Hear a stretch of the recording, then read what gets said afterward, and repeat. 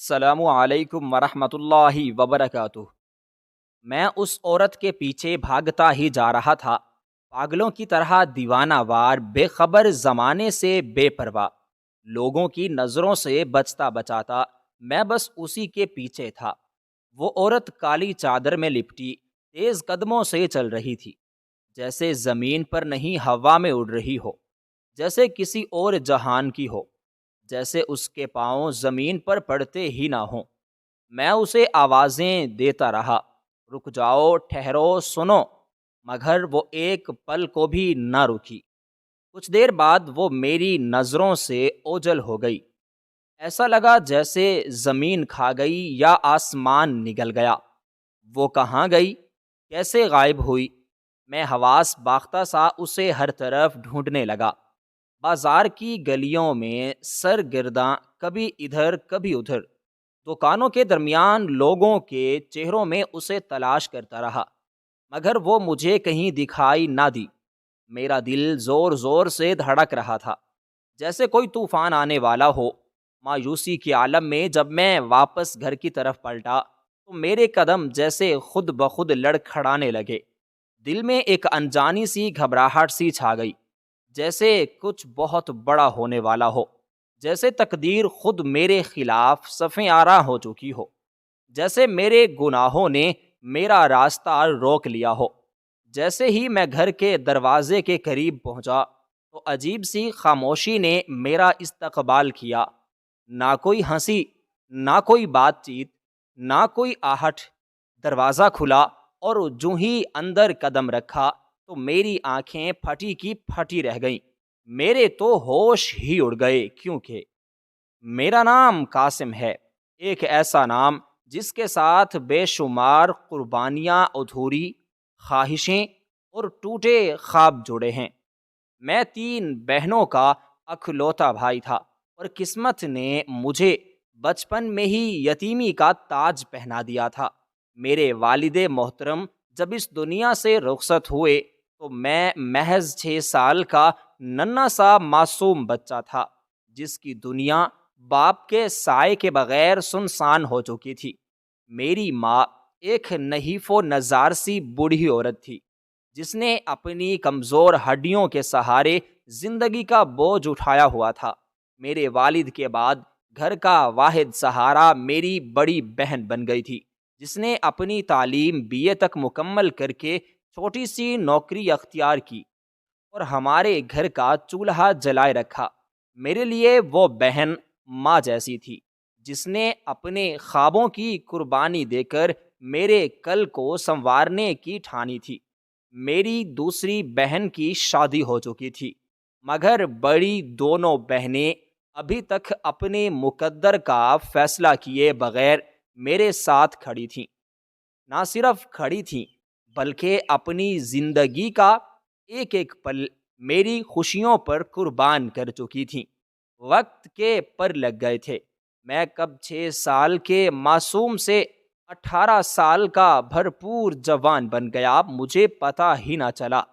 اب میں اپنے کندھوں پر اپنی بہنوں کی دعاؤں کا بوجھ اور اپنے خوابوں کی امانت اٹھائے آگے کی طرف بڑھنے لگا تھا۔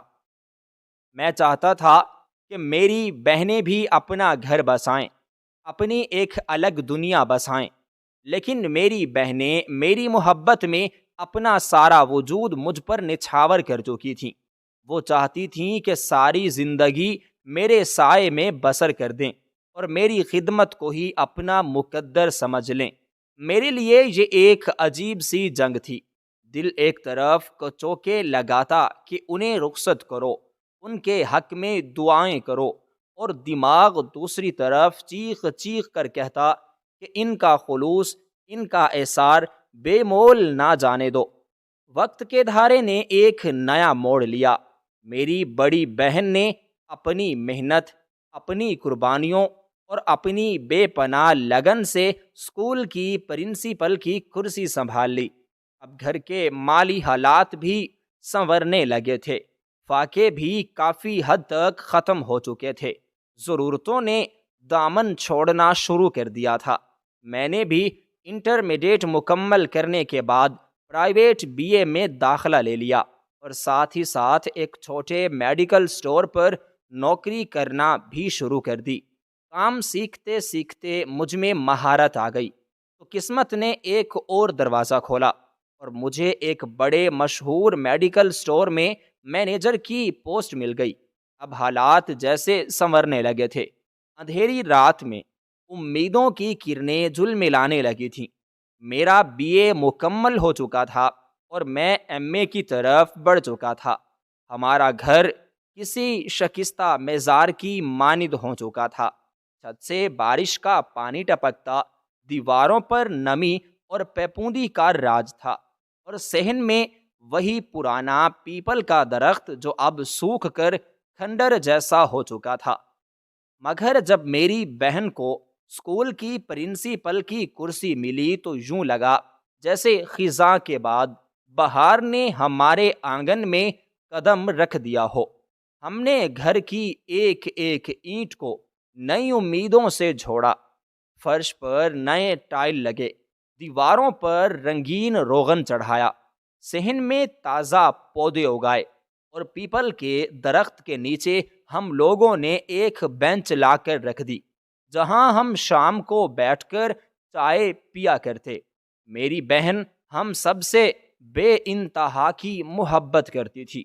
اس کی محبت ماں جیسی بھی تھی، ممتا جیسی بھی تھی، باپ جیسا سایہ بھی تھا اور دوست جیسا مان بھی تھا۔ لیکن اب جانے کیوں اس کے لہجے میں ایک تلخی سی آ گئی تھی۔ وہ ذرا سی بات پر جھنجھلا جاتی، اکثر بلا وجہ غصہ کر بیٹھتی۔ شاید اس نے زندگی میں صرف دوسروں کے لیے جیا تھا اور اپنے لیے کچھ بھی نہ رکھا تھا۔ اس کی تھکن اور قربانی اب اس کے مزاج میں آ کر جھلکنے لگی تھی۔ میں اکثر اپنی ماں سے کہتا کہ امی، میں اب بڑا ہو چکا ہوں، اتنا کما لیتا ہوں کہ گھر کی ذمہ داریاں اٹھا سکوں۔ آپ ہی یعنی عالیہ کی شادی کر دیں، اس کا بھی تو حق ہے کہ وہ اپنا گھر بسائے، اپنی دنیا سجائے۔ امی نے میری بات سنی اور رشتے دیکھنا شروع بھی کر دیے، مگر عالیہ تھی کہ کسی صورت ماننے کو تیار نہ تھی۔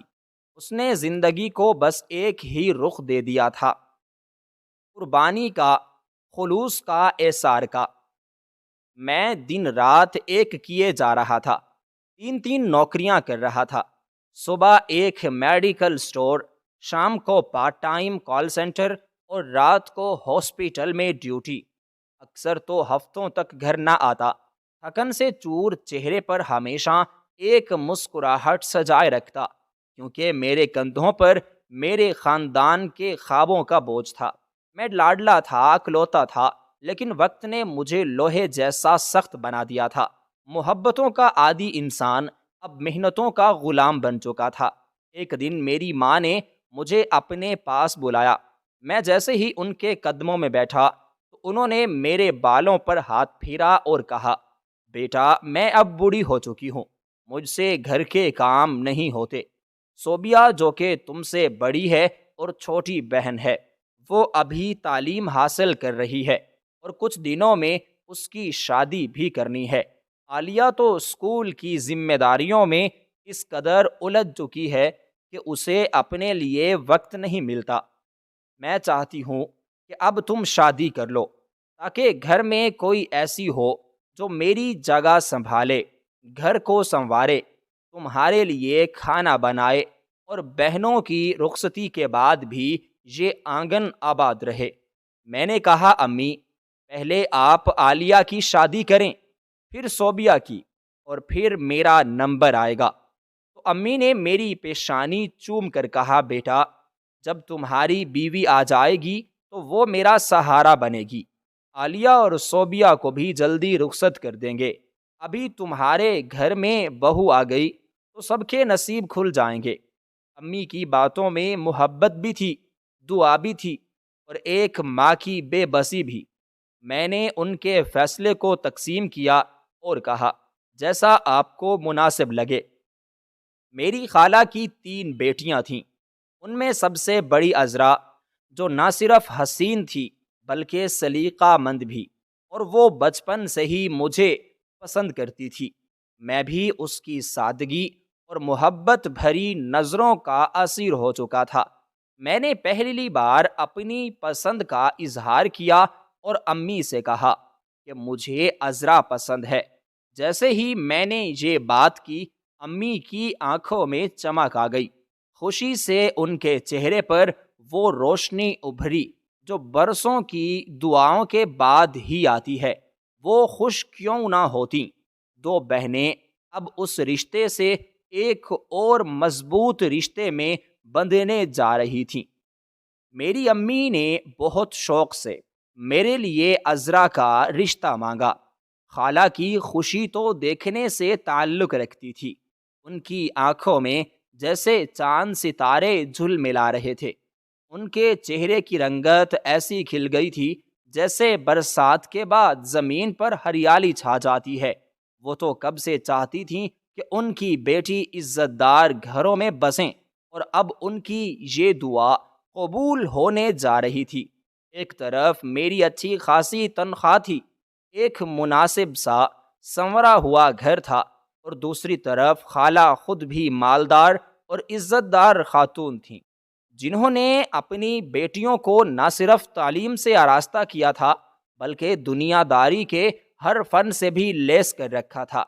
خالہ کے اکلوتے بیٹے اصغر بھائی، جو کہ عمر میں خاصے بڑے تھے، ان کی بیوی کا کئی برس پہلے انتقال ہو چکا تھا۔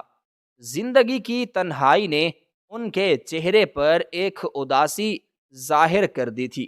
جب میری ماں نے عذرا کے لیے رشتہ مانگا تو خالہ کی آنکھوں میں ایک اور چمک جاگی۔ انہوں نے اپنی باہیں پھیلا کر کہا، کیوں نہ ہم اس رشتے کو اور مضبوط کر دیں؟ عالیہ کا ہاتھ اصغر بھائی کے ہاتھ میں دے دیں۔ ایک بیٹی ہمارے ہاں سے جائے اور دوسری آ جائے، یوں ہم ہمیشہ کے لیے ایک ہو جائیں گے۔ امی کو خالہ کی یہ تجویز ایسی بھائی جیسے صحرا میں اچانک چشمہ پھوٹ پڑے۔ عالیہ کی عمر بھی اب سرکنے لگی تھی۔ رشتے کہیں سے آتے بھی وہ ناقابل قبول ہوتے۔ اصغر بھائی کا رشتہ کسی نعمت سے کم نہ تھا۔ امی نے بغیر کوئی دیر کیے خوشی خوشی ہاں کر دی۔ یوں شادیوں کی تیاریاں ایک طوفانی انداز میں شروع ہو گئیں، جیسے پورے محلے میں خوشیوں کا سما بن گیا ہو۔ ہر طرف رنگ و نور کی برسات ہو گئی۔ سب کے دل خوشی سے پھولے نہیں سما پا رہے تھے۔ ہر آنکھ میں خواب تھے، ہر ہونٹ پر مسکراہٹ۔ میں نے اپنی بہن کی شادی کے لیے زمین اور آسمان ایک کر دیے تھے۔ بینک سے قرضہ لیا، کچھ ایڈوانس لیا، دن رات ایک کر کے اتنا جہیز تیار کیا کہ ہر دیکھنے والے کی آنکھ خیرہ ہو جاتی، اور اپنی شادی کو بھی میں نے کسی شہزادے کی شادی بنانے میں کوئی کسر نہ چھوڑی۔ ہر سو بس خوشیاں ہی خوشیاں تھیں۔ آخر کار وہ دن آ ہی گیا جب میری بہن عالیہ اپنے سسرال رخصت ہوئی اور میری جان سے پیاری عذرا میرے گھر آ گئی۔ شروع میں تو عذرا کی معصومیت نے گھر میں بہار سی بھر دی تھی۔ وہ میری ماں کی خدمت میں کوئی کسر نہ چھوڑتی، میرے لیے نرم گرم کھانے تیار کرتی، صوبیہ کے ساتھ ایسے پیش آتی جیسے وہ اس کی سگی بہن ہو۔ امی اور بہنوں کی آنکھوں کا تارا بن گئی تھی، اور تو خوشی جیسے ساتویں آسمان پر تھا کہ زندگی نے آخر کار مجھ پر اپنی رحمتیں نچھاور کر دی ہیں۔ مگر وقت ایک سا کب رہتا ہے۔ چند مہینے ہی گزرے تھے کہ عذرا کے لہجے میں ایک انجانی سی کڑواہٹ اترنے لگی تھی۔ بات بات پر گلے شکوے بھی بڑھنے لگے تھے۔ کبھی امی کے رویے پر شکایت، کبھی صوبیہ کے انداز پر اعتراض۔ ادھر عالیہ، جو کہ پہلے ہی مزاج کی سخت ہو چکی تھی، اپنے نئے گھر میں جا کر تو جیسے ایک انگارے کی طرح سلگنے لگی تھی۔ وہ وہاں ہر وقت جھگڑتی لڑتی اور اصغر بھائی کا جینا حرام کر دیا تھا۔ عالیہ کی بد دماغی نے خالہ کے ہنستے بستے آنگن کو سنسان کر دیا تھا، اور اس کے ہر جھگڑے کا گونج میرے کانوں تک پہنچتا تھا، جس سے میرا دل چھلنی ہو جاتا۔ ادھر میرا اپنا گھر بھی کسی آتش فشاں کا دہانہ بن چکا تھا۔ عذرا کی باتوں میں تلخی آتی جا رہی تھی، کبھی ماں کے خلاف، کبھی بہن کے خلاف، اور میں درمیان میں ایسا محسوس کرتا جیسے دو پہاڑوں کے بیچ پس گیا ہوں۔ میں چاہتا تھا کہ سب کچھ سنوار لوں، مگر حالات میرے ہاتھ سے ریت کی طرح پھسلتے جا رہے تھے، اور میں بے بس نظروں سے اپنی خوشیوں کو بکھرتے دیکھ رہا تھا۔ جب بھی عالیہ کسی جھگڑے یا بحث کے بعد میکے آتی تو جیسے پورے گھر پر سائے چھا جاتے تھے، ہر چیز بوجھل ہو جاتی تھی۔ عالیہ کے لہجے میں زہر بھرا ہوتا، اس کی نظریں عذرا پر ایسے جم جاتی جیسے وہی ہر فساد کی جڑ ہو۔ ماں کا چہرہ پریشانی کی تصویر بن جاتا، صوبیہ کا مزاج بگڑ جاتا، اور میں ان سب کے بیچ میں پس کر رہ جاتا۔ ماحول اتنا زہریلا ہو گیا تھا کہ جب بھی عالیہ آتی، عذرا کو مجبوراً میکے جانا پڑتا، جیسے میری زندگی کی سب سے بڑی خوشی میرے ہی ہاتھوں سے نکال کر مجھ سے چھین لی جاتی۔ ایک خاموش سا احتجاج میرے دل میں جنم لیتا، لیکن میری زبان پر تالے پڑ جاتے۔ میری بہنیں اب میرے کانوں میں زہر گھولنے لگی تھیں۔ وہ ہر بات کو توڑ مروڑ کر پیش کرتی۔ وہ کہتی، عذرا خود کو نوابزادی سمجھتی ہے، کسی کام کو ہاتھ نہیں لگاتی، صرف مان رکھتی ہے اپنی چیزوں پر، اور ہمیں نوکر سمجھتی ہے۔ حالانکہ حقیقت یہ تھی کہ جب میں تھکا ہارا گھر آتا، عذرا کو گھر کے ہر کونے میں مصروف پاتا۔ وہ کبھی برتن مانج رہی ہوتی، کبھی جھاڑو دے رہی ہوتی، کبھی ماں کے پاؤں دبا رہی ہوتی۔ اس کی آنکھوں میں تھکن ہوتی، لیکن اس کی زبان پر شکایت کا ایک لفظ بھی نہ ہوتا۔ مگر میرے ذہن پر تو جیسے پردے پڑ چکے تھے۔ جو ماں اور بہنیں کہتی، میں پتھر کی لکیر سمجھ کر اس پر عمل کرتا۔ غصے میں آ کر میں عذرا کو مارنے لگ گیا۔ اس کی آنکھوں کے آنسو میری غیرت کو نہ جگا سکے، اس کی خاموشی میری عقل کو نہ چیر سکی۔ وہ سہتی رہی، وہ چپ رہی۔ اس کی چپ ایک چیخ کی مانند میرے وجود کو چیرتی تھی، لیکن میں بے حس ہو چکا تھا۔ 6 ماہ گزر چکے تھے، عذرا کی گود ابھی تک خالی تھی۔ جہاں کبھی خوشیوں کے خواب بستے تھے، وہاں اب مایوسی کا راج تھا۔ ہر دن ماں کی زبان سے نکلتا تانا عذرا کی روح کو زخمی کرتا تھا۔ ابھی تک کچھ ہوا ہی نہیں، اگر اگلے 2-3 مہینے میں اولاد نہ ہوئی تو ہم اپنے بیٹے کی دوسری شادی کر دیں گے۔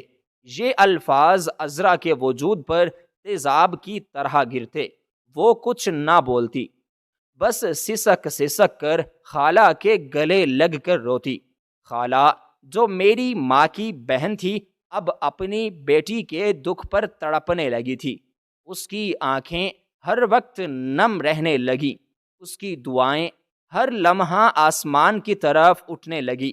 میں جو کبھی عذرا کو اپنی دنیا مانتا تھا، اب خود کو ایک ایسی اندھی گلی میں محسوس کرتا تھا جہاں روشنی کی کوئی کرن نظر نہیں آتی تھی۔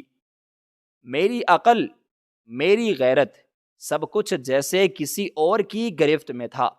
وہ شام میرے لیے قیامت سے کم نہ تھی۔ میں ہمیشہ کی طرح تھکن سے چور کام سے لوٹا تو جیسے ہی گھر میں قدم رکھا، ایک عجیب سی خاموشی نے میرا استقبال کیا، اور اس خاموشی کے بیچ عذرا کی سسکیاں میرے کانوں میں پڑیں تو دل دھک سے رہ گیا۔ میں نے بے چینی سے اسے پکارا اور دوڑتا ہوا کمرے میں گیا تو دیکھا وہ فرش پر بیٹھی آنکھوں سے اشکوں کا سیلاب بہا رہی تھی۔ اس کا چہرہ آنسوؤں سے بھیگا ہوا تھا، بال بکھرے ہوئے تھے اور اس کے لب کپ کپا رہے تھے۔ میں گھبرا کر اس کے قریب بیٹھا اور پوچھا، عذرا کیا ہوا؟ تم اتنی بے حال کیوں ہو؟ اس نے میری طرف دیکھا تو اس کی آنکھوں میں ایسا دکھ تھا جو کسی قیامت سے کم نہ تھا۔ قاسم، امی کی طبیعت بہت زیادہ خراب ہو گئی تھی۔ میں سارا دن تمہارا انتظار کرتی رہی، تمہیں فون کرتی رہی۔ میں نے 100 بار تمہیں کال کی، مگر تم نے ایک بار بھی فون نہیں اٹھایا۔ اور سب سے بڑی بات یہ کہ امی نے مجھے ساتھ چلنے بھی نہیں دیا، خود تو چلی گئیں مگر مجھے یہیں چھوڑ گئیں۔ میں ترستی رہی، میں رو رو کے ہاتھ جوڑتی رہی کہ مجھے بھی لے چلو، مگر انہوں نے ایک نہ سنی۔ میرے قدموں تلے جیسے زمین نکل گئی۔ کیا تم نے واقعی مجھے کال کی؟ ہاں قاسم، بار بار کی، لیکن تم نے میری ایک بھی نہیں سنی۔ میں شرمندگی سے زمین میں گڑ گیا۔ آج میری ایک بہت بڑی میٹنگ تھی، عذرا فون دیکھنے کی فرصت ہی نہیں ملی۔ لیکن اب چلو، میں تمہیں لے چلتا ہوں، ہم دونوں چلتے ہیں۔ میں نے جھٹ پٹ گاڑی نکالی اور ہم ہسپتال کی طرف روانہ ہو گئے۔ راستے بھر عذرا کی سسکیاں میرا دل چیرتی رہیں۔ میں اسے تسلی دیتا رہا، لیکن دل کے اندر ایک خوف، ایک اندیشہ سا پلنے لگا تھا کہ کہیں کچھ ایسا نہ ہو گیا ہو جو میری زندگی کو بدل دے۔ ہم ابھی ہسپتال کے مین گیٹ تک بھی نہیں پہنچے تھے کہ سامنے سے اصغر کی گاڑی آتی دکھائی دی۔ اس نے ہماری گاڑی کے سامنے اپنی گاڑی روکی اور جیسے ہی اترا، اس کا چہرہ سفید پڑا ہوا تھا۔ وہ 2 قدم ہم تک آیا اور اس کی زبان سے نکلا، قاسم، امی امی نہیں رہیں۔ یہ جملہ عذرا کے کانوں میں پڑا تو وہ ایک دم دھاڑ مار کر رو پڑی، جیسے اس کے اندر کی روح نے چیخ ماری ہو۔ اس نے اپنا سینہ پیٹنا شروع کر دیا۔ وہ سڑک کے بیچوں بیچ زمین پر گر گئی۔ امی، امی، میں آپ کے آخری دیدار کو بھی نہ پہنچ سکی، میں آپ کی خدمت بھی نہ کر سکی، میرے ہاتھ سے سب کچھ چھوٹ گیا، میری آنکھوں کے سامنے اندھیرا چھا گیا۔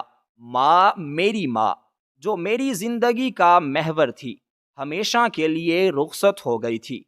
میں بے بس سا وہیں کھڑا رہ گیا، اور میری بیوی جو سب کچھ سہتی آئی تھی اب ٹوٹ چکی تھی، ہوا جیسے تھم گئی تھی۔ ہر طرف ایک عجیب سا سکوت چھا گیا تھا۔ اصغر کے لبوں سے نکلی ہوئی یہ خبر گویا میرے وجود پر بجلی بن کر گری تھی۔ میں بے اختیار گاڑی کا دروازہ کھول کر باہر نکلا۔ عذرا سڑک پر بیٹھی رو رہی تھی، اس کا پورا جسم ہچکیوں سے لرز رہا تھا۔ میں نے اسے سہارا دے کر اٹھایا۔ وہ بار بار ماں ماں کہہ کر چیخیں مار رہی تھی۔ میں نے اسے بامشکل گاڑی میں بٹھایا اور ہم تیزی سے ہسپتال کی طرف روانہ ہو گئے۔ راستے میں عذرا کا رونا رکنے کا نام ہی نہیں لے رہا تھا۔ وہ کبھی سینہ پیٹتی، کبھی بال نوچتی، کبھی اپنے چہرے پر تھپڑ مارتی۔ میں اسے چپ کرانے کی کوشش کرتا رہا، مگر وہ تو جیسے کسی اور ہی دنیا میں جا چکی تھی۔ ہسپتال پہنچ کر ہم بھاگتے ہوئے اندر گئے، جہاں سفید چادر میں لپٹی ہوئی امی کی بے جان لاش پڑی تھی۔ میں پھوٹ پھوٹ کر رو دیا۔ ماں کو دیکھ کر میرے ضبط کا بندھن بھی ٹوٹ گیا۔ میں ان کے سینے پر سر رکھ کر رونے لگا۔ عذرا بھی قدموں میں بیٹھ کر ماتم کرنے لگی۔ پورا ہسپتال ہمارے بین کرنے سے گونج اٹھا تھا۔ اصغر نے آگے بڑھ کر مجھے بامشکل سنبھالا اور کہا، قاسم، اب صبر کرو، ہمیں امی کو لے کر گھر چلنا ہے۔ میں بے جان سا ہو کر اٹھا۔ جنازے کا بندوبست کیا گیا، مردے کو غسل دیا جا رہا تھا، اور میں دیوار سے ٹیک لگا کر ایک پتھر کی مورت بنا کھڑا تھا۔ آنکھوں سے آنسو تھمنے کا نام ہی نہیں لے رہے تھے۔ عذرا کی حالت تو اور بھی خراب تھی۔ خالہ بھی ہسپتال پہنچ چکی تھیں، وہ بھی اپنی بہن کا بین کر رہی تھیں اور ساتھ ہی ساتھ عذرا کو بار بار اپنے سینے سے لگا کر دلاسا دے رہی تھیں۔ خالہ نے مجھے دیکھا تو وہ بھی رو پڑیں اور بولیں، قاسم بیٹا، تم بہت نیک ہو، مگر اب تمہیں حوصلہ کرنا ہوگا، گھر کے سب کام تمہارے کندھوں پر آ گئے ہیں، اب عذرا کا بھی خیال رکھنا ہوگا۔ میں نے خالہ کے پاؤں پکڑ لیے اور کہا، خالہ دعا کریں میں یہ بوجھ اٹھا سکوں، دعا کریں میں اپنی ماں کی آخری نصیحتوں پر پورا اتر سکوں۔ خالہ نے مجھے اٹھایا اور سینے سے لگا لیا اور کہا، بیٹا ماں کی دعائیں ہمیشہ تمہارے ساتھ رہیں گی۔ اپنی ساس کے مرنے کے بعد عالیہ نے تو اپنی نندوں کا جینا حرام کر دیا تھا۔ اصغر نے جیسے ہی اپنی بہنوں کا رشتہ کیا اور خود دبئی چلا گیا تو اس کے پیچھے عالیہ تنہا رہ گئی تھی اور وہ اب ہمارے گھر آ کر رہنے لگی تھی۔ اس کے آنے کے بعد گھر میں مزید تناؤ بڑھ گیا۔ وہ ہر وقت میری بیوی سے لڑتی جھگڑتی رہتی تھی۔ میں بھی اب تنگ آ چکا تھا۔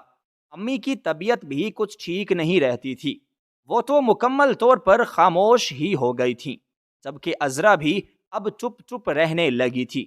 ایک دن شام کو میں گھر واپس آیا تو عذرا بہت خوش تھی۔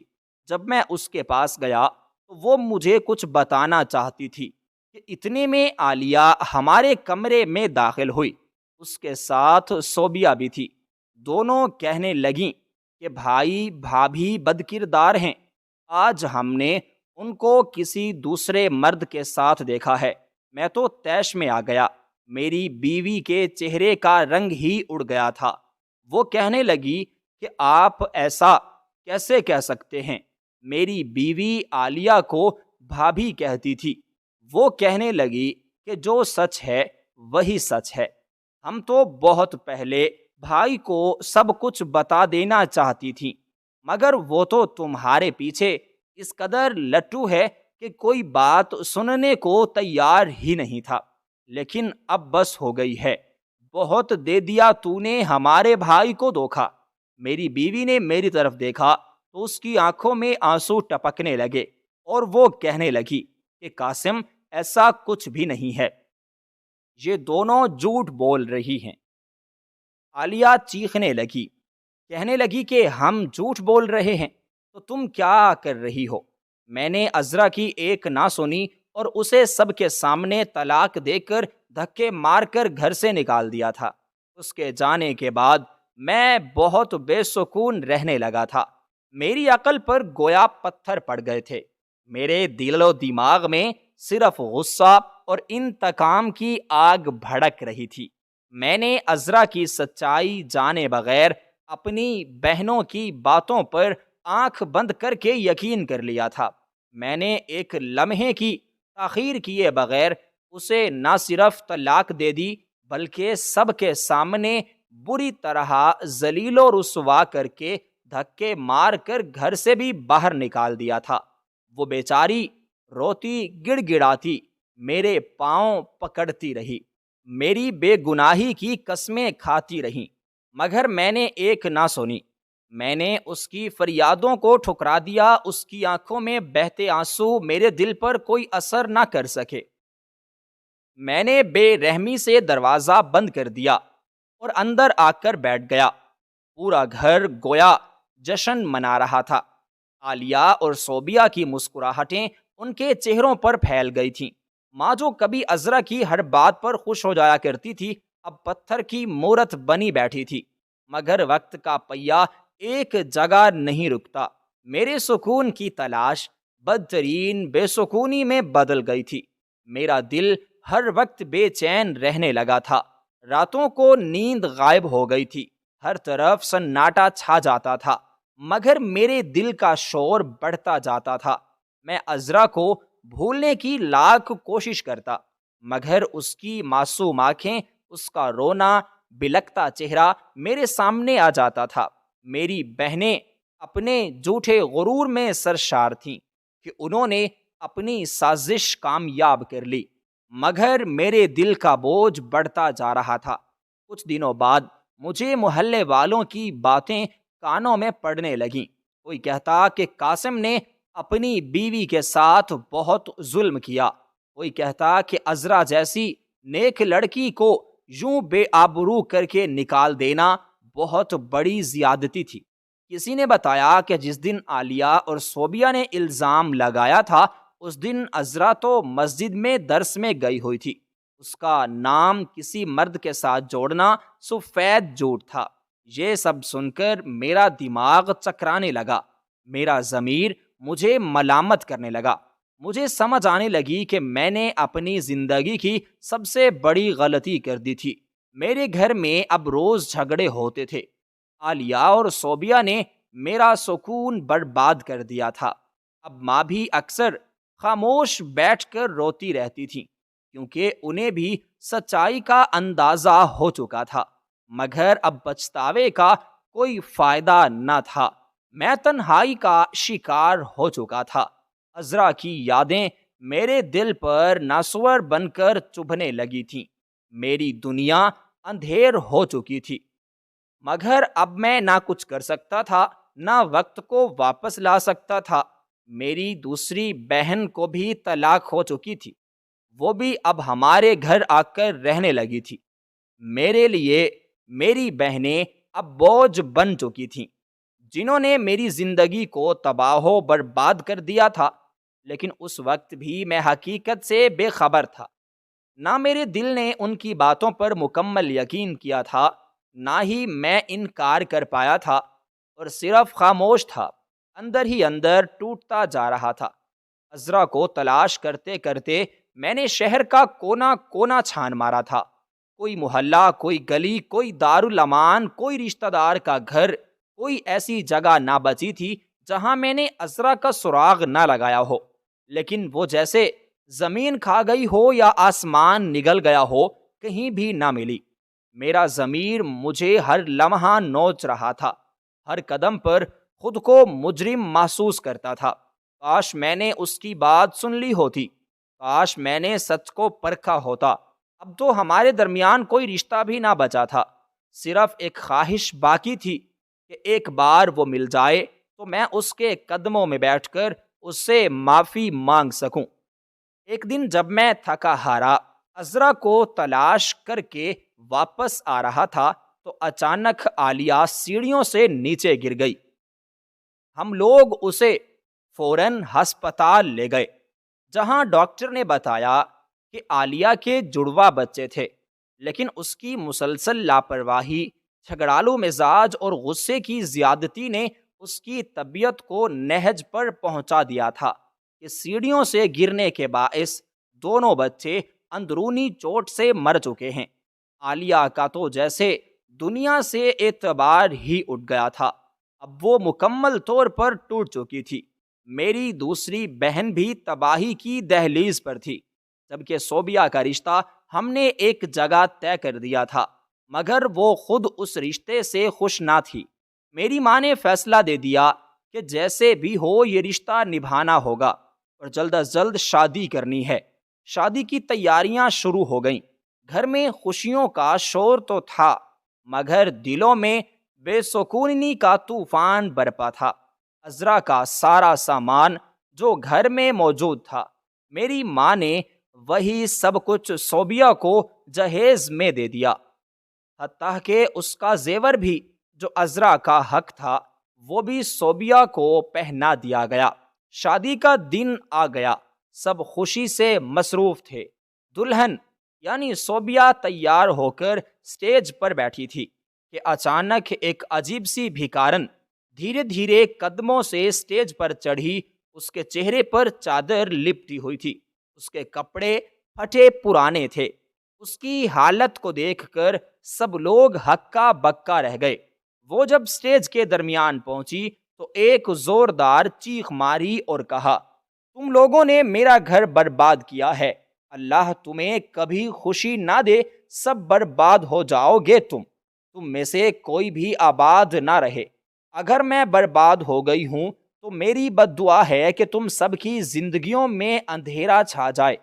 میری ماں غصے میں آ گئی اور جھٹکے سے اسے دھکا دے کر سٹیج سے نیچے گرا دیا۔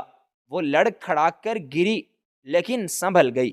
اس کے چہرے سے چادر کا پلو ہٹا تو میرے پیروں تلے سے زمین نکل گئی، کیونکہ وہ تو میری بیوی عذرا تھی۔ میری آنکھیں جیسے پتھرا گئیں۔ وہ فوراً وہاں سے بھاگی، میں بھی پیچھے بھاگا۔ وہ بازار کی بھیڑ میں ایسے غائب ہو گئی جیسے کوئی سایہ ہو، کوئی جن ہو۔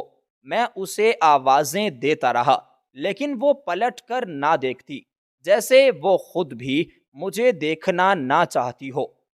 میں نے ہر ممکن جگہ اسے ڈھونڈا لیکن وہ اب دوبارہ کہیں پر بھی نظر نہیں آئی۔ میں خالی ہاتھ، تھکے قدموں سے گھر پلٹ کے واپس آیا تو میرے سامنے جو منظر تھا وہ میرے ہوش و حواس پر بجلی بن کر گرا۔ جو شاندار حال ہم نے باراتیوں کے لیے دن رات ایک کر کے سجایا تھا، وہ اب ایسا لگ رہا تھا جیسے کسی جنگ کا میدان ہو۔ خالی سنسان، ہر طرف ٹوٹی ہوئی کرسیاں، بکھرے ہوئے گلدستے، زمین پر پڑے ٹوٹے فانوس، بکھری چینی کی پلیٹیں، اور خاموشی ایسی کہ جیسے موت کا سماں ہو۔ میں دیوانوں کی طرح بھاگتا ہوا اندر گیا تو ایک لرزاں خیز منظر میرا منتظر تھا۔ میری ماں فرش پر بیٹھی زاروں قطار رو رہی تھی، جیسے اس کا سب کچھ لٹ چکا ہو۔ میری دونوں بہنیں بھی کسی ویران قبر کی طرح سسک رہی تھیں، جبکہ صوبیہ، جس کے چہرے پر تماچے کا تازہ نشان موجود تھا، ایک کونے میں سمٹی ہوئی تھی۔ اس کا چہرہ سفید پڑ چکا تھا اور وہ بے آواز آنسوؤں میں بھیگے چلی جا رہی تھی۔ میں بھاگ کر ماں کے پاس گیا، میرے لب کانپ رہے تھے، میرے دل میں خوف ہتھوڑے کی طرح بج رہا تھا۔ میں نے دھڑکتے دل سے کہا، امی، خدا کے لیے بتائیں یہ سب کیا ہوا؟ میری ماں نے سر اٹھایا تو اس کی آنکھیں سوجی ہوئی تھیں۔ وہ ہچکیوں کے بیچ بولی، بیٹا، یہ سب ہماری بدعمالیوں کا نتیجہ ہے۔ جو کچھ تمہاری بہنوں نے عذرا کے ساتھ کیا تھا اس کا قرض ہمیں یوں ادا کرنا پڑا ہے۔ میں نے ماں کے دونوں ہاتھ تھام لیے اور چلاتے ہوئے کہا، مگر ماں، بتایا تو صحیح کیا ہوا؟ میرے جانے کے بعد کیا قیامت ٹوٹی؟ میری آنکھیں بند کرتے ہوئے گویا ہوئی، بیٹا، نکاح کے عین وقت وہ شخص جس سے یہ کمبخت صوبیہ محبت کرتی تھی، وہ چند غنڈوں کے ساتھ نکاح والے ہال میں داخل ہوا۔ اس کے ہاتھ میں تصویریں تھیں، ننگی، شرمندگی بھری، بے حیائی کی تصویریں، جن میں صوبیہ اس کے ساتھ موجود تھی۔ اس نے وہ تصویریں باراتیوں کو دکھا دیں۔ سب نے ایک نگاہ میں ہمیں مردود قرار دے دیا۔ کوئی تھوکتا رہا، کوئی گالیاں دیتا رہا، اور سب کے سب لوگ وہاں سے بھاگ نکلے۔ سارا رشتہ ایک پل میں ختم ہو گیا۔ میرے اندر جیسے طوفان پھٹ گیا۔ میں غصے سے لال پیلا ہوتا ہوا صوبیہ کی طرف لپکا اور کہا، صوبیہ، اگر ہم سے کوئی کمی رہ گئی تھی، اگر تمہیں ہم سے کوئی شکایت تھی تو تم ہمیں بتاتی، مگر یوں رسوائی اور بے عزتی کا توق ہمارے گلے میں ڈالنے کی کیا ضرورت تھی؟ صوبیہ پھوٹ پھوٹ کر رو دی۔ اس کی آواز میں پچھتاوے کی گونج تھی۔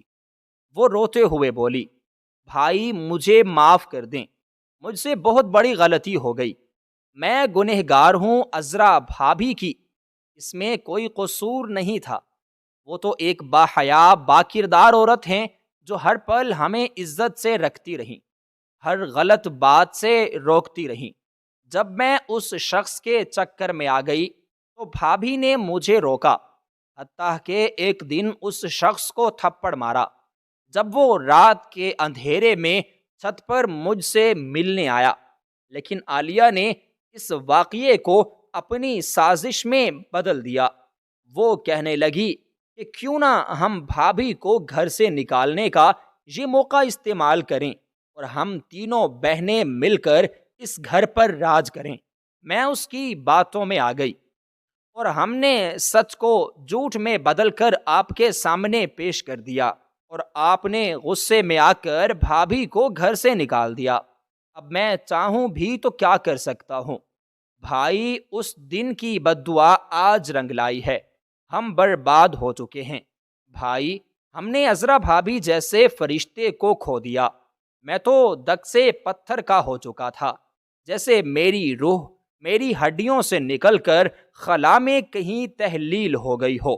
میرے لب ساکت، آنکھیں بے نور اور دل وہ تو جیسے سینے میں جلتے انگاروں میں بدل چکا تھا۔ میں بے اختیار چلایا، تم سب نے میرا گھر، میری دنیا، میری عذرا کو چھین لیا۔ میں تو تم سب کا لاڈلا بھائی تھا، تمہارے لیے اپنی ہر خواہش قربان کر دی، تمہاری ہر ضد پوری کی، اور تم نے میری ایک خوشی، ایک سچی محبت، ایک بے گناہ عورت بھی مجھ سے چھین لی۔ اب مجھے اپنی بہنوں سے گھن آنے لگی تھی، ان کی صورت دیکھنا بھی مجھ پر بوجھ بن کے رہ گیا تھا۔ میرے دوست نے بھی تو مجھے خبردار کیا تھا، اس نے کہا تھا کہ عذرا بھابھی بے قصور ہیں، قاسم سچائی کا چہرہ دیکھو۔ مگر میں تو اندھا تھا، بہنوں کے پیار میں اندھا، اور اسی اندھ پن میں میں نے اپنی زندگی کی سب سے بڑی غلطی کی۔ اب قاسم جو کبھی ایک مضبوط، باہمت اور نڈر مرد تھا، اب وہ پچھتاوے کے سمندر میں ڈوبتا جا رہا تھا۔ میرا غرور، میری غیرت سب خاک ہو چکی تھی۔ میں گھر سے نکل گیا، بھٹکتا رہا، اور جب صبح گھر لوٹا تو دروازے پر تالا لگا ہوا تھا۔ دل میں ایک گھبراہٹ کی لہر دوڑ گئی۔ ہمسایوں سے پوچھا تو پتا چلا کہ میری ماں کی رات کو طبیعت بگڑ گئی، بہنیں انہیں ہسپتال لے گئیں۔ میں پاگلوں کی طرح دوڑتا ہوا ہسپتال پہنچا۔ وہاں جا کر جیسے زمین میرے پیروں تلے سے نکل گئی۔ ڈاکٹروں نے بتایا کہ آپ کی والدہ کو کینسر ہے، وہ بھی آخری سٹیج پر۔ یہ سن کر میرے جسم میں جیسے جان ہی نہ رہی، میں زمین پر گر پڑا۔ اماں، میری عظیم ماں، جو ہر دکھ میں میرے ساتھ تھی، اب موت کے دروازے پر کھڑی تھی۔ ہم نے سب کچھ بیچ دیا، وہ گھر جس میں ہم ہنسا کرتے تھے، وہ سامان جس میں یادیں تھیں، حتیٰ کہ عذرا کی وہ چیزیں بھی جنہیں میں نے کبھی ہاتھ تک نہ لگایا تھا، سب بیچ کر ماں کا علاج کرانے لگے۔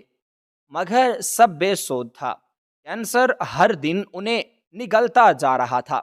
اب ہم ایک چھوٹے سے کرائے کے مکان میں تھے، ایک اندھیر کمرہ، ایک پرانا پنکھا اور بکھری زندگیاں۔ میری تینوں بہنیں طلاق یافتہ ہو کر خاموشی کا مجسمہ بن چکی تھیں۔ عالیہ کا شوہر اصغر اسے طلاق دے چکا تھا، نوکری بھی چلی گئی تھی۔ وہ اب اپنی شکست خوردہ نظروں سے دیواروں کو تکا کرتی تھی۔ میرا دل اب کسی قبرستان کا منظر پیش کرتا تھا۔ میں اکیلا ہاں، قاسم جو کبھی سب کا سہارا تھا اب خود تھک چکا تھا، لیکن ماں کے چہرے پر نظر پڑتی تو خود کو سنبھالتا، بس جیے جاتا۔ 8 ماہ بیت چکے تھے۔ ایک دن ہسپتال میں ماں کی عیادت کے لیے گیا تو اچانک ایک دردناک چیخ سنائی دی، ایسی چیخ جس نے میرے کانوں کے پردے چیر ڈالے۔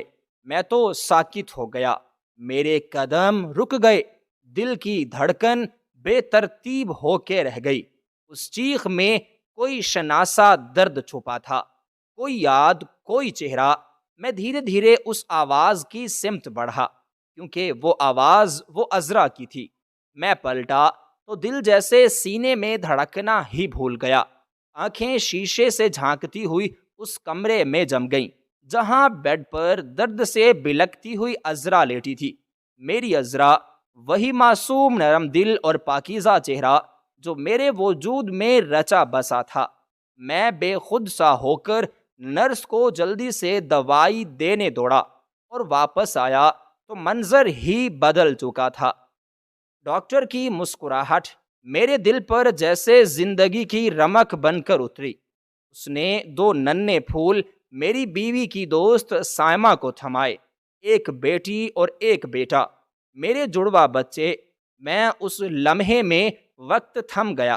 میں نے ہاتھ بڑھایا ان معصوم جانوں کو چھونے کے لیے جن کے وجود نے میری دنیا بدل دی تھی، مگر تبھی اندر سے بجلی گرجتی چیخ آئی، رک جاؤ، یہ میرے بچے ہیں، تم انہیں ہاتھ نہیں لگا سکتے۔ میں ساکت ہو گیا۔ میری آنکھوں میں نمی تیرنے لگی۔ میں نے لرزتے ہونٹوں سے کہا، عذرا یہ میرے بچے ہیں، تمہاری اولاد کیسے نہیں ہو سکتی؟ تم نے تو دوسری شادی کر لی تھی۔ اس کی آنکھوں میں ایسی چنگاری بھڑک اٹھی کہ میرا دل دہل گیا۔ وہ چیخی، آج پھر تم نے مجھ پر بے وفائی کا تھپڑ مار دیا۔ قاسم، یہ میرے بچے ہیں جنہیں میں نے 9 مہینے اپنی کوکھ میں اٹھایا ہے، جن کے لیے میں ہر رات تڑپتی رہی، ہر تکلیف سہتی رہی، ہر زخم کو اپنی مسکراہٹ سے ڈھانپا ہے۔ تمہیں یاد ہے وہ دن؟ میں تمہیں خوشخبری دینا چاہتی تھی، تمہیں بتانا چاہتی تھی کہ تم باپ بننے والے ہو، اور ساتھ ساتھ تمہیں سچائی بھی بتانا چاہتی تھی کہ تمہاری بہنیں میرے ساتھ کیا سازشیں کر رہی ہیں، مگر تم نے تو مجھے سننے کا موقع ہی نہ دیا۔ تم نے مجھے ایک لفظ کہنے کی مہلت تک نہ دی، مجھے دروازے سے ہی تم نے باہر دھکیل دیا۔ قاسم، اور آج تم کہہ رہے ہو کہ یہ بچے تمہارے ہیں۔ وہ بولے جا رہی تھی، اس کی آواز میں برسوں کا درد تھا، بے وفائی کا کرب تھا، اور ان زخموں کی سلگتی آگ تھی جنہیں وہ برسوں سے دل میں دبا بیٹھی تھی۔ سائمہ بچوں کو لے کر اس کے پاس کمرے میں آ چکی تھی، اور میں اس کے پیچھے پیچھے اندر آ گیا تھا۔ میری نگاہیں اپنے بچوں پر جمی ہوئی تھیں، ان کے معصوم چہروں میں مجھے اپنا عکس نظر آ رہا تھا، وہی آنکھیں، وہی پیشانی، وہی ہونٹ۔ میرا دل چاہ رہا تھا کہ میں اس کے قدموں میں گر جاؤں اور اپنی ساری غلطیاں رو رو کر بیان کر دوں۔ میں نے دھیرے سے کہا، عذرا تم سچ کہہ رہی ہو، تم بالکل سچ کہہ رہی ہو، میں بہت پچھتایا ہوں۔ میں نے تمہیں کہاں کہاں نہیں ڈھونڈا، میں نے ہر گلی ہر شہر چھان مارا، میں تمہارے بغیر ادھورا ہو چکا ہوں۔ مگر عذرا جیسے پتھر بن چکی تھی، اس کی آنکھیں برسوں کے دکھ سے خالی تھیں، وہ میری کوئی بات سننے کو تیار ہی نہ تھی۔ میں اس روز ہسپتال سے خالی ہاتھ نہیں لوٹا، بلکہ ایک فیصلہ لے کر نکلا تھا کہ اب اگر میری توبہ قبول ہو سکتی ہے تو صرف خدمت سے، ندامت سے اور سچائی سے ہو سکتی ہے۔ میں نے اپنی ماں کے قدموں میں بیٹھ کر ان کی تمیرداری کو عبادت بنا لیا، بہنوں کی کفالت کو ذمہ داری نہیں کفارہ سمجھ کر نبھانے لگا، اور اپنے رب کے آگے سر جھکا کر ہر نماز میں عذرا اور اپنے بچوں کے لیے دعا کرنے لگا۔ دنوں کے بعد مہینے گزرے، میں ہر روز ہسپتال جاتا، دروازے کے باہر بیٹھ کر عذرا اور بچوں کی خیر مانگتا۔ سائمہ کے توسط سے بچوں کی تصویریں آتی تو میں انہیں سینے سے لگا کر جی لیتا۔ پھر ایک دن وہ لمحہ آ گیا، عذرا نے خود مجھے بلایا۔ اس کی آنکھوں میں اب بھی دکھ تھا، مگر اس دکھ کے پردے میں ایک نرم کرن بھی تھی۔ قاسم، اس نے دھیرے سے کہا، میں نے تمہیں معاف کر دیا، کیونکہ میں جانتی ہوں کہ تمہیں سچ بتانے سے پہلے ہم نے بھی غلطی کی، خاموش رہ کر گناہ کا حصہ بن گئیں۔ لیکن میری ایک شرط ہے۔ میں چونک گیا، فوراً بولا، حکم کرو عذرا۔ عذرا نے بچوں کو گود میں لے کر کہا کہ اگر تم واقعی ایک اچھے شوہر، ایک نیک باپ اور ایک سچا انسان بننے کے لیے تیار ہو تو واپس آؤ، لیکن اس بار سچائی، محبت اور عزت کے ساتھ۔ میں نے ہاتھ جوڑ کر وعدہ کیا کہ میں اپنی ہر خطا کا ازالہ کروں گا اور اپنی اولاد کو وہ باپ دوں گا جو زمانہ چھیننا چاہتا تھا۔ اور یوں ہماری کہانی کا نیا باب شروع ہوا۔ ایک گھر جو کبھی سازشوں سے برباد ہوا تھا، اب سچائی، صبر اور معافی کی بنیاد پر دوبارہ آباد ہوا۔ بہنیں بھی وقت کے ساتھ اپنی غلطیوں پر نادم ہوئیں، اور زندگی نے انہیں بھی موقع دیا کہ وہ اپنی اصلاح کریں۔ اور قاسم، وہ جو ایک وقت میں خود کو ٹوٹا ہوا سمجھتا تھا، اب ایک باپ، شوہر، بیٹا اور بھائی کے روپ میں مکمل ہو چکا تھا۔ سبق یہ ہے کہ کبھی بھی سنے سمجھے بغیر فیصلہ نہ کرو، سچ کا چہرہ وقتی جھوٹ سے چھپ سکتا ہے، مٹ نہیں سکتا، اور معافی وہی سب سے بڑی طاقت ہے جو بکھرے رشتوں کو جوڑ سکتی ہے۔